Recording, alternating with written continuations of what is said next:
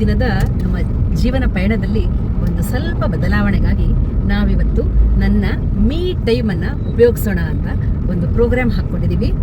Me time ಅಂದರೆ ಏನು ಅಂತ ನಾನು ನಿಮಗೆ ಮುಂದೆ ಅದರ ಬಗ್ಗೆ ವಿವರಿಸ್ತೀನಿ. ಈಗ ನಾನು ನನ್ನ ಫ್ರೆಂಡ್ಸ್, ಅತ್ಯುತ್ತಮ ಫ್ರೆಂಡ್ಸ್ಗಳು ಸಿಕ್ಕಿದ್ದಾರೆ, ಅವ್ರ ಜೊತೆ ನಾವೊಂದು ರಾಯರ ಮಠ ನೋಡೋಣ ಅಂತ ಹೊರಟಿದ್ದೀವಿ. ನಮ್ಮ ಒಂದು ಸಮಯವನ್ನು ಗೆಳತಿಯರೊಂದಿಗೆ ಕಳೆದು ರಾಯರ ಆಶೀರ್ವಾದ ಪಡ್ಕೊಂಡು ಬರೋಕ್ಕೆ ಅಂತ ಹೋಗ್ತಾ ಇದ್ದೀವಿ. ಹಾಗೆ ನಿಮಗೆ ಮುಂದೆ ಅಲ್ಲಿ ಹೋದ್ಮೇಲೆ ಆ ಮಠದ ಬಗ್ಗೆ, ಆ ಜಾಗದ ಬಗ್ಗೆ ಎಲ್ಲವನ್ನ ನಿಮಗೆ ತಿಳಿಸ್ತೀನಿ. ರಾಯರ ಮಹಿಮೆ ಪ್ರತಿಯೊಬ್ಬರಿಗೂ ಗೊತ್ತಿರುವಂಥದ್ದೇ. ಅವರ ಕೃಪಾ ಕಟಾಕ್ಷಕ್ಕೆ ನಾವು ಪಾತ್ರರಾಗೋಣ ಅಂತ ಇವತ್ತು ಗುರುವಾರ ನಾವು ಹೊರಟಿದ್ದೀವಿ. ಸಿಗ್ತೀನಿ ಮುಂದೆ ನಿಮಗೆ. ಆತ್ಮೀಯರೇ, ಎರಡನೇ ಮಂತ್ರಾಲಯವೆಂದೇ ಕರೆಯಲಾಗುವ ಬೆಂಗಳೂರಿನ ಈ ಕಾಮಧೇನು ಕ್ಷೇತ್ರದ ಪರಿಚಯ ನಿಮಗೂ ಮಾಡಿಸ್ತಾ ಇದ್ದೀನಿ. ಬನ್ನಿ. ರಾಯರ ಕಾಮಧೇನು ಕ್ಷೇತ್ರದಲ್ಲಿ ತುಂಬ ಪ್ರಸಿದ್ಧವಾದ ರಾಯರ ಮಠ, ಅದರ ಪಕ್ಕದಲ್ಲಿ ಮೊದಲಿಗೆ ಶಿರಡಿ ಶ್ರೀ ಸಾಯಿ ಮಂದಿರ ಇದೆ. ನಾವು ಅಲ್ಲಿ ಮೊದಲು ಭೇಟಿ ಕೊಟ್ವಿ. ರಾಯರ ಮಠಕ್ಕೆ ಹೋಗೋ ಮೊದಲು ಅಲ್ಲಿ ಭೇಟಿ ಕೊಟ್ಟು ಹೋಗೋದು ಶ್ರೇಷ್ಠ ಅಂತಾರೆ.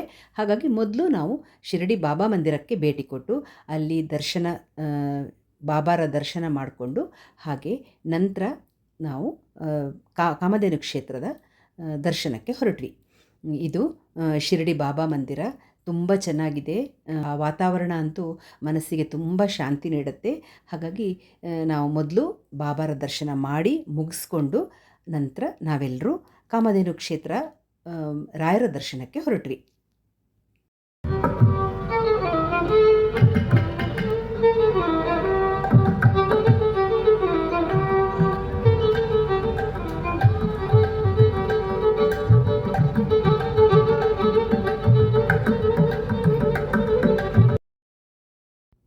ಈ ಕಾಮಧೇನು ಕ್ಷೇತ್ರ ಭಕ್ತರ ಸಕಲ ಕೋರಿಕೆಯನ್ನು ಈಡೇರಿಸುವಂತಹ ಒಂದು ಶಕ್ತಿಯುತವಾದ ಸನ್ನಿಧಾನ, ರಾಯರ ಸನ್ನಿಧಾನ ಅಂತ ಹೇಳ್ತಾರೆ.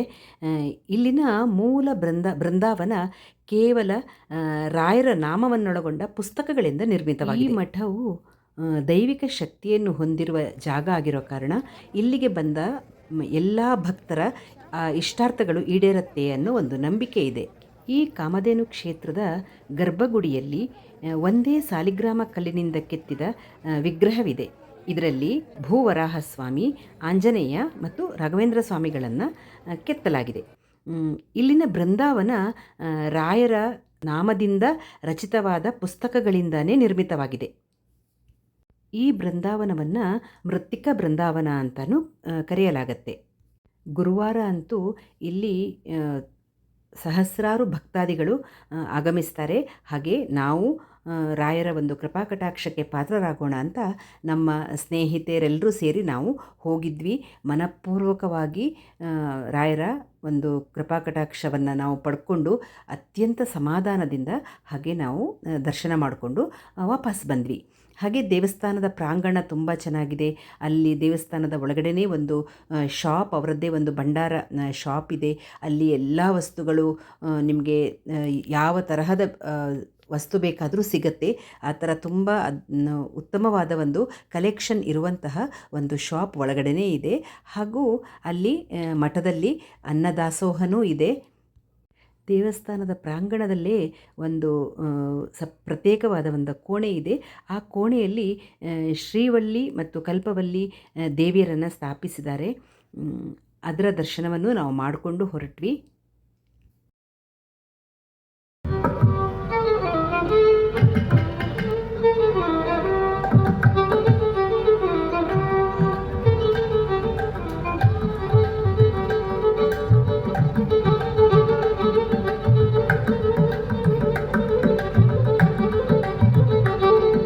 ಗ್ಯಾಸಿನ ಅಭಾವ ಇದ್ರೂ ಅಲ್ಲಿ ಅನ್ನದಾಸೋಹ ನಡೀತಾನೆ ಇತ್ತು.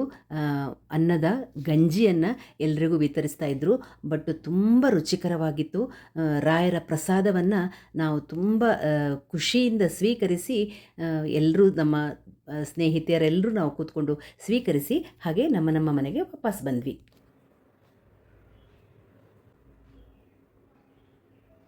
ಆತ್ಮೀಯರೇ, ಈಗಷ್ಟೇ ನಾವು ಕಾಮಧೇನು ಕ್ಷೇತ್ರ, ಕಮ್ಮಸಂದ್ರ ಮೇನ್ ರೋಡ್, ಕಡಬಗೆರೆ ದಾಸನಪುರ ಅಲ್ಲಿರುವಂತಹ ಕಾಮಧೇನು ಕ್ಷೇತ್ರ ತುಂಬ ಸುಂದರವಾಗಿದೆ. ನಮ್ಮ ರಾಯರ ಮಠ ಅಲ್ಲಿ ಅದ್ಭುತವಾಗಿದೆ. ಕಿರುಮಂತ್ರಾಲಯ ಅಂತಾರಂತೆ, ಅಂದರೆ ಚಿಕ್ಕ ಮಂತ್ರಾಲಯ ಅಂತ ಹೇಳ್ತಾರಂತೆ. ಇವತ್ತು ಗುರುವಾರ ರಾಯರ ದರ್ಶನ, ಅದೆಷ್ಟು ಮನಸ್ಸಿಗೆ ಸಮಾಧಾನ ಸಿಕ್ತು ಅಂತ ಹೇಳಕ್ಕೆ ನನ್ನ ಹತ್ರ ಯಾವ ಪದಗಳಿಲ್ಲ, ಅಷ್ಟು ಸಮಾಧಾನ ಸಿಕ್ತು. ಆಮೇಲೆ ಅತ್ಯಂತ ಶಕ್ತಿಶಾಲಿಯಾದ ಅಥವಾ ಶಕ್ತಿ ಇರುವಂತಹ ಅದು ಕಾಮಧೇನು ಕ್ಷೇತ್ರ. ಆ ಮಠ ತುಂಬ ಶ್ರೇಷ್ಠ ಮಠ ಅಂತೆ. ಹಾಗಾಗಿ ತುಂಬ ರಶ್ಶು ಇತ್ತು. ಅಲ್ಲಿ ದಾಸೋಹನೂ ಇದೆ. ಅಲ್ಲಿ ಮಧ್ಯಾಹ್ನ ಪ್ರಸಾದ ಸ್ವೀಕಾರ ಮಾಡಿಕೊಂಡು ನಾವು ಈಗ ತಾನೇ ಜಸ್ಟ್ 3:30 ಗಂಟೆ ಈಗ ಜಸ್ಟ್ ಮನೆಗೆ ಬಂದ್ವಿ.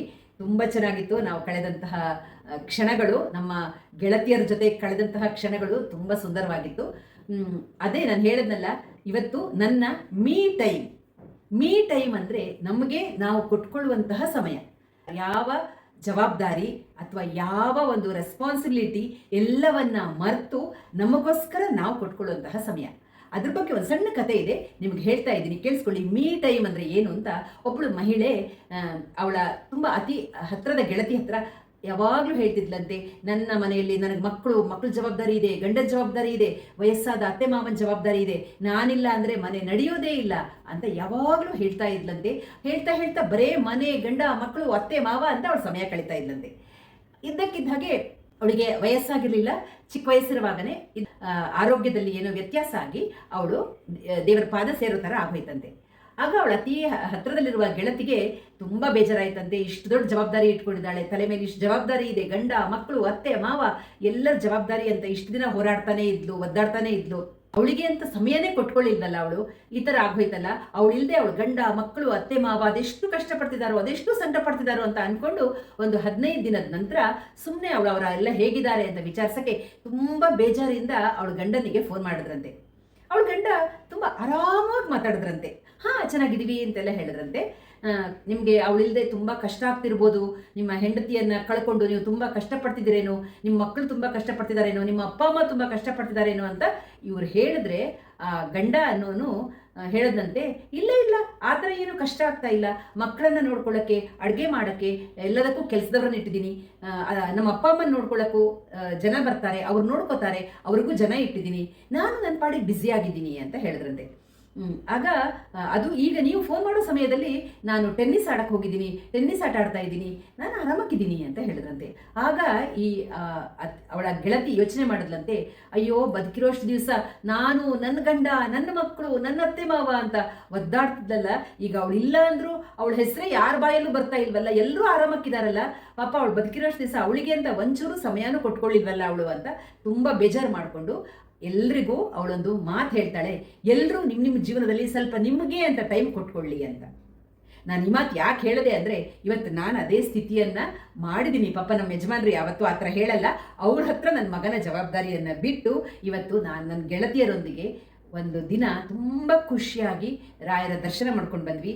ಅದರಿಂದ ತುಂಬ ಮನಸ್ಸಿಗೆ ಸಮಾಧಾನವೂ ಸಿಕ್ಕಿದೆ, ಸಂತೋಷನೂ ಸಿಕ್ಕಿದೆ.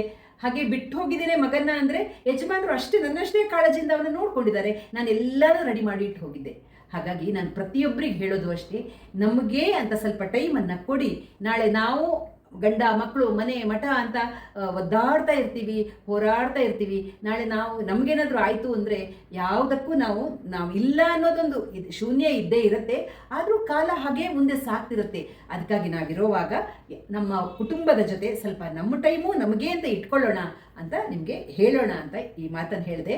ಅದು ಎಲ್ಲರ ಹತ್ರ ಸಾಧ್ಯ ಇದೆಯೋ ಇಲ್ವೋ ಗೊತ್ತಿಲ್ಲ. ನನ್ನ ಇವತ್ತು ಪ್ರಥಮ ಪ್ರಯತ್ನ ಇದು. ನಾನು ಯಾವತ್ತೂ ಹೋಗಿಲ್ಲ ಈ ಥರ ಫ್ರೆಂಡ್ಸ್ ಒಟ್ಟಿಗೆ ಅಥವಾ ಅಲ್ಲಿ ಇಲ್ಲಿ ಅಂತ ನಾನು ಯಾವತ್ತೂ ಹೋಗಲ್ಲ. ನಾವು ಹೋದರೆ ಕುಟುಂಬ ನಾವೇ ಹೋಗ್ತೀವಿ. ಬಟ್ ಇವತ್ತು ಫಸ್ಟ್ ಪ್ರಯತ್ನ ಮಾಡಿದ್ದೀನಿ. ಆದರೆ ತುಂಬ ಖುಷಿಯಾಗಿದ್ದೀನಿ. ರಾಯರ ಸನ್ನಿಧಿಗೆ ಹೋಗಿ ಬಂದು ತೃಪ್ತಳಾಗಿದ್ದೀನಿ. ನೀವು ಅಲ್ಲಿ ಕೇಳ್ಕೊಂಡಿದ್ದು ನಿಮಗೆ ಬೇಡ್ಕೊಂಡಿದ್ದು ನಡೆಯುತ್ತೆ ಅಂತಾರೆ. ತುಂಬ ಪವಿತ್ರವಾದ ಜಾಗ, ತುಂಬ ಶಕ್ತಿ ಇರುವಂತಹ ಜಾಗ ಅಂತ ಹೇಳ್ತಾರೆ. ನೀವು ಒಂದ್ಸಲ ಭೇಟಿ ಮಾಡಿ. ತುಂಬ ಚೆನ್ನಾಗಿದೆ ದೇವಸ್ಥಾನ, ಮಠ ತುಂಬ ಚೆನ್ನಾಗಿದೆ. ರಾಯರ ಸನ್ನಿಧಾನಕ್ಕೆ ಹೋಗಿ ಎಲ್ಲರೂ ಅವರ ಕೃಪಾ ಕಟಾಕ್ಷಕ್ಕೆ ಪಾತ್ರರಾಗೋಣ ಅಂತ ಹೇಳ್ತಾ ಸಿಗೋಣ ಮುಂದಿನ ವಿಡಿಯೋದಲ್ಲಿ. ಅಲ್ಲಿ ತನಕ ರಾಯರು ನಿಮ್ಮೆಲ್ಲರನ್ನ ಚೆನ್ನಾಗಿಟ್ಟಿರಲಿ ಅಂತ ಪ್ರಾರ್ಥಿಸ್ತಾ ಸಿಗೋಣ. ಧನ್ಯವಾದಗಳು. ನಮಸ್ಕಾರ.